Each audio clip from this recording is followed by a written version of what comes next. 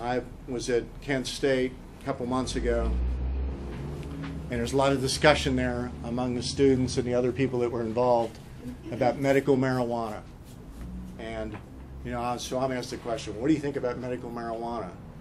And my response is, how can anybody be against medical marijuana? I mean,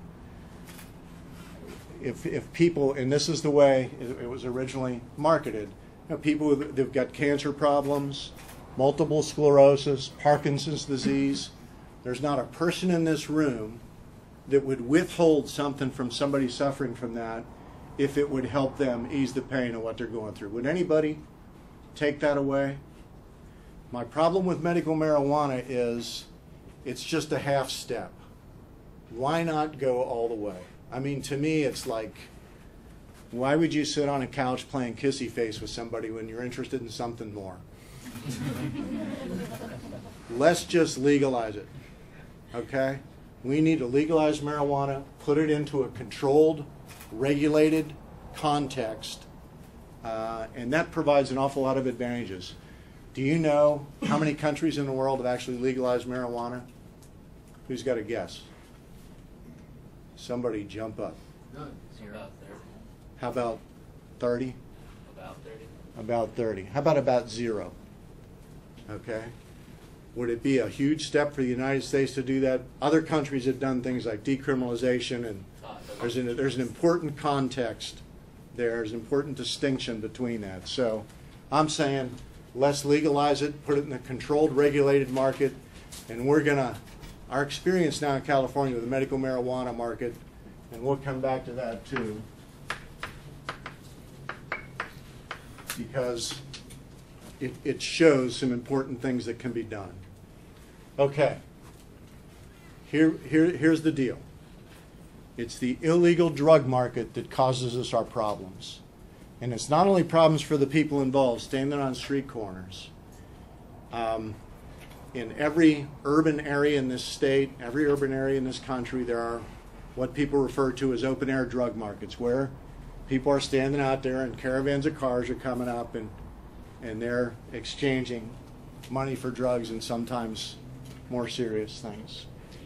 And it ruins communities. I mean, it absolutely ruins them. Any businesses that are nearby, it drives them out. Residents that complain are intimidated.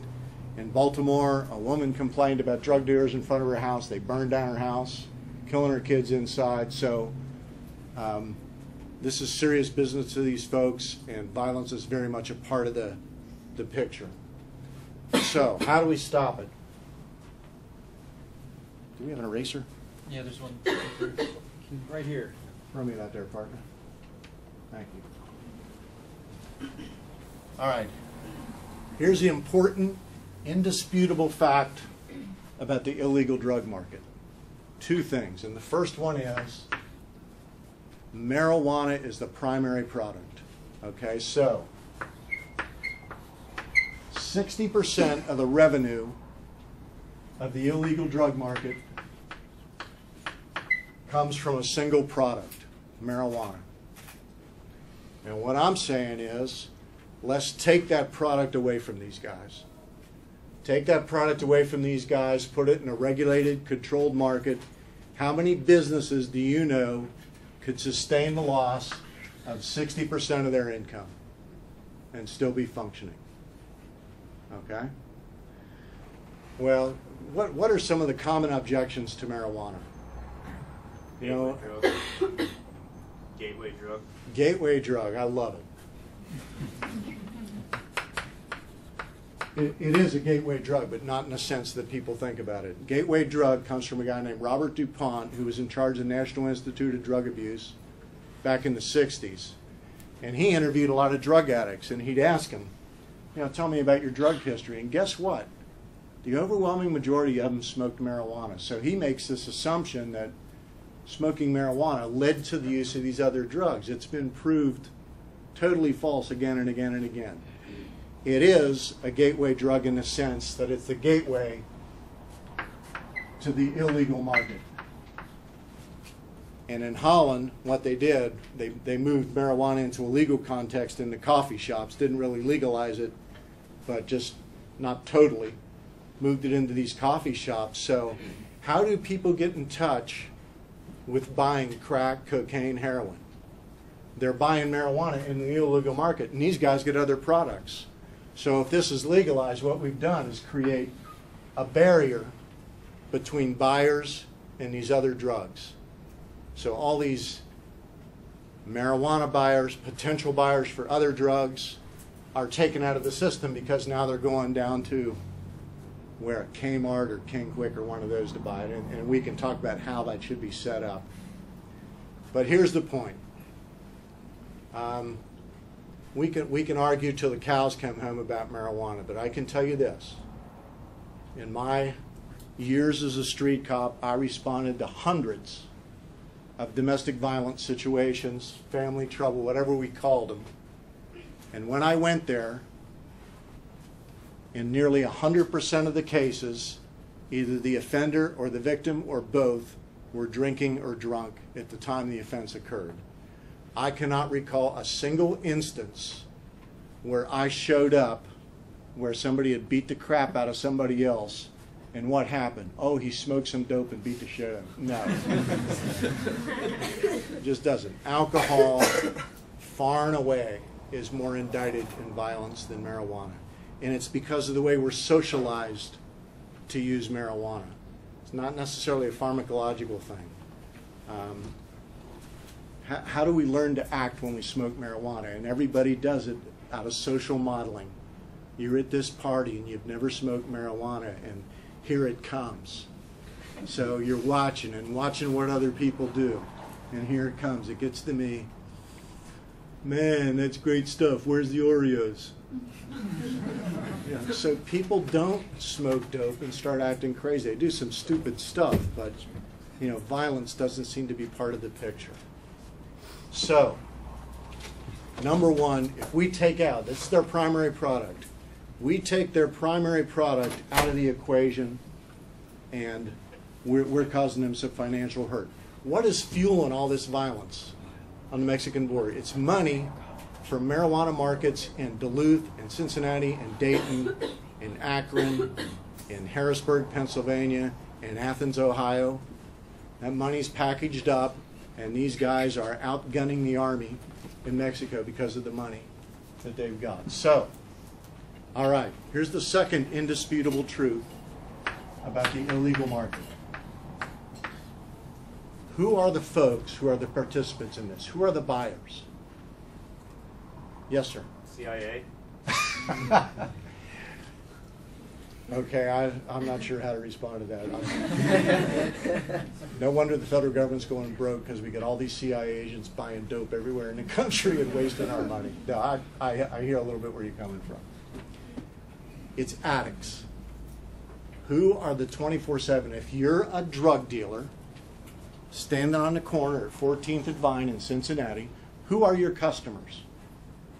They're addicts. They're people that, and we can argue what's an addict and what's the is it physical, is it this and that? It's addiction is people who want to quit, who are using to spite themselves. Okay? And for people who are addicted to alcohol or any of the drugs in the illegal market, it becomes kind of a 24/7 operation, doesn't it? When I was working at the methadone program in Cincinnati, people talk, what are you doing? Ripping and running, man. Using heroin. Do heroin addicts, when they're using, are they a threat? No, they're good. No. I mean, you ever seen anybody use heroin? I mean, they're comatose. They're no threat to anybody.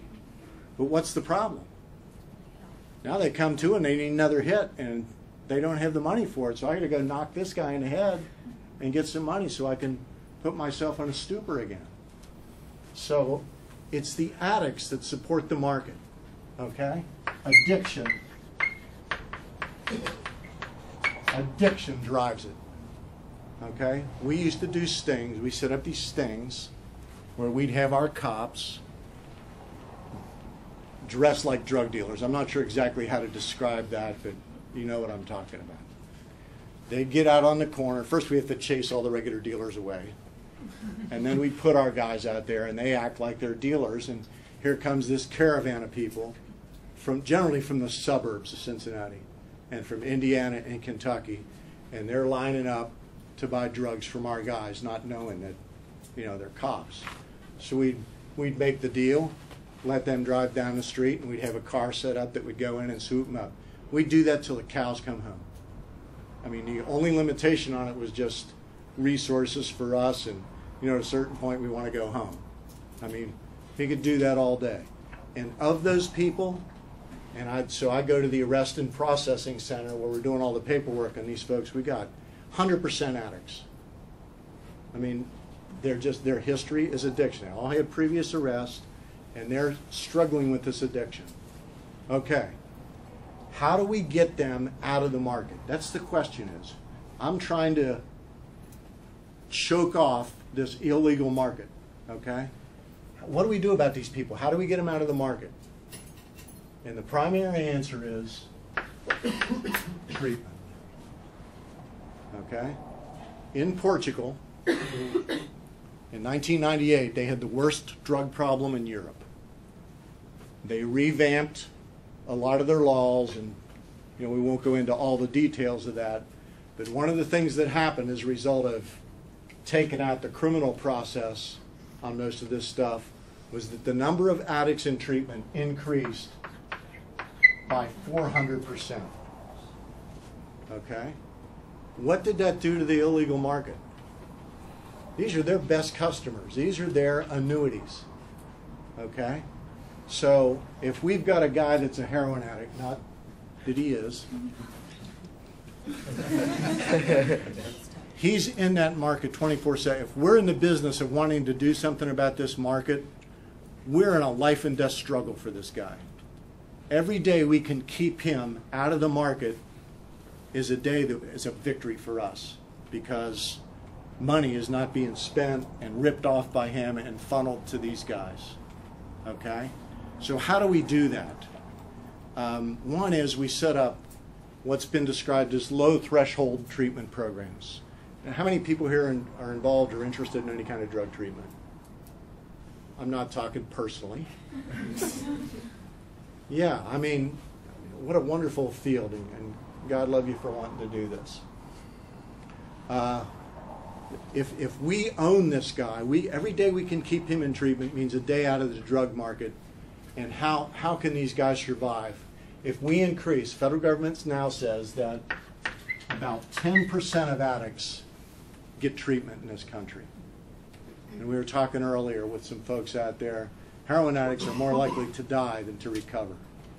And the general perception, particularly of heroin and crack addiction, a little bit similar, is that people don't get better. And I'm here to tell you that's just flat out wrong.